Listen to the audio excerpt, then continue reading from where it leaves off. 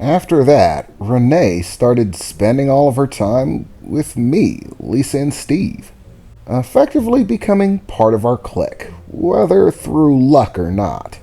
We basically spent the entire week hanging out, filling her in on what there is around town, where people go and why, all of the basic intel that you can really think about in a small city like this. We didn't have the glitz and glamour of larger cities like New Star City. No, Black Rock Falls was much more of a sleepy city. There was plenty of space and not too much overcrowding, surrounded by a lot of free land. And the location from which our little city gets its name is the large bluff waterfalls. You see, there's a large mountain nearby, and Black Rock Falls stands wedged in between this mountain and the coastline, which created some interesting geography. Specifically, a point in Black Rock Falls for which the town was named. Black Rock Falls themselves, which is basically a towering waterfall that flows off into the ocean. Basically, it's a sheer cliff and a drop-off into a spiky bottom. Unfortunately, why the town is known for it, it's also the place where a lot of people choose to, sing their swan song, so to speak. In other words, it had become a popular place for suicide, with a drop hundreds of feet down and nothing but sheer spiky rock at the bottom. Unlike a lot of other places, if you jumped off of that, you weren't coming out of it. I eventually ended up escorting Renee to see the falls, as depressing as their usual use is. As far as visuals go, it's very impressive. About as good as you can get in Black Rock Falls, as long as there isn't a body floating below it. I can't tell you how many times I've looked over the edge of the falls and thought to myself, why don't they install a freaking net? You know, keep people from jumping off it quite so regularly. Most of the time I wondered what people were so upset about. Why this place was such a regular dive, and I mean literally. Truth be told, Black Rock Falls was going through, well, troubles. Most of the major industry in this town is basically shut down. A lot of the primary reasons that people ever came here to begin with was that this place used to be a trade port, where goods would come in and out from other parts of the country as they transported them. But the world is ever changing, and while a few hundred years ago this place may have been a top point for transporting goods, now it's fallen dreadfully behind. Basically due to its spectacular geography, once again. Because of the mountains that seal us in, locking us against the seaside, it's very hard to transport anything over land, leaving only the ocean. But that still leaves the problem of what happens to goods once they come here. Most other cities aren't blocked in by a mountain. They have large trains to ship goods all over the country.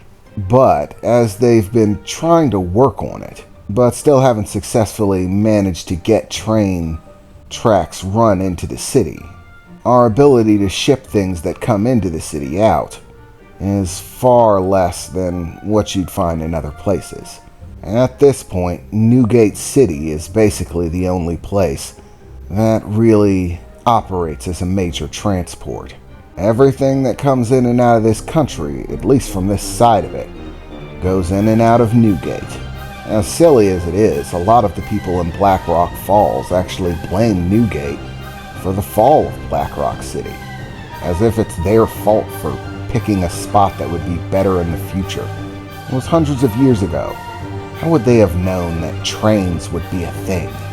I mean, things have picked up somewhat, as they recently commissioned a large-scale airport in the area that's less for commercial travel and more for major cargo shipment.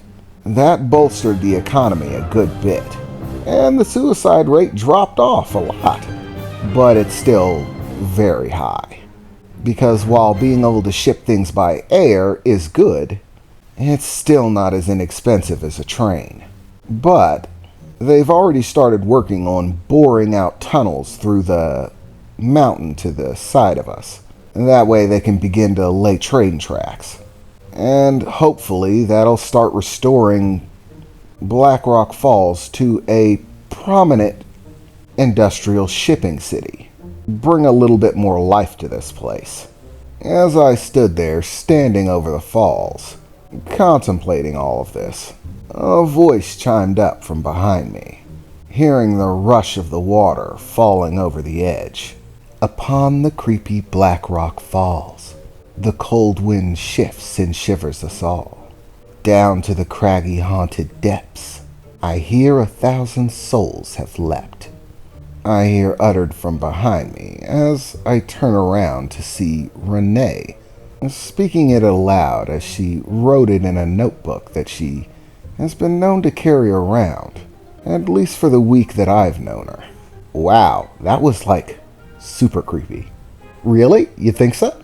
Renee replied. That's totally what I was going for. Yeah, well, you nailed it, I replied, chuckling. I don't know. I still think I need to add something more to it. Maybe something ethereal, ghostly. Perhaps some words about the haunted spirits that wander this location. At least that's what the creepy lore website about it says. I think it would add a nice touch.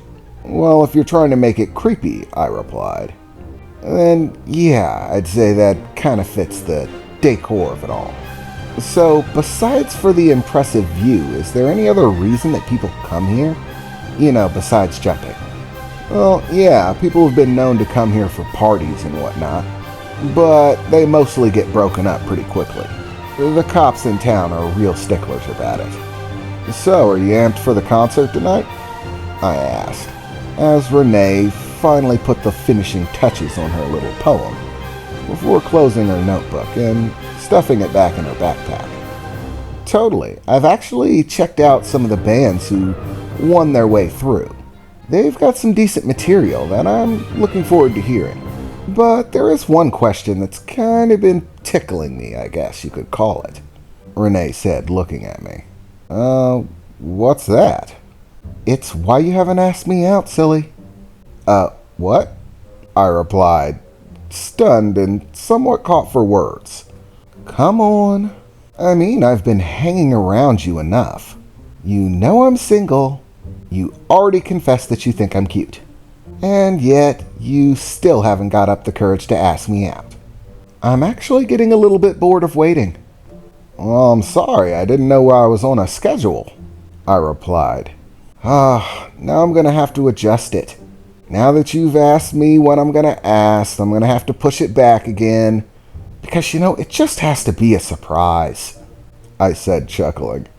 Yeah, now that you mention it, it's just not as ensnaring when you see it coming, Renee replied, putting a single finger on her chin as she looked up, feigning as if she was thinking something over. Instead of moving it back, you could surprise me and move it forward. It might catch me off guard, you never know. Yeah, I replied. That just might work. Like how forward were you thinking? I said, taking a few steps toward her. I don't know, Renee replied. But if you're really going to surprise me, it should be sometime soon. But you know what? Location is important. You have to pick the right spot. Romance guides often say that you should pick somewhere unique, interesting.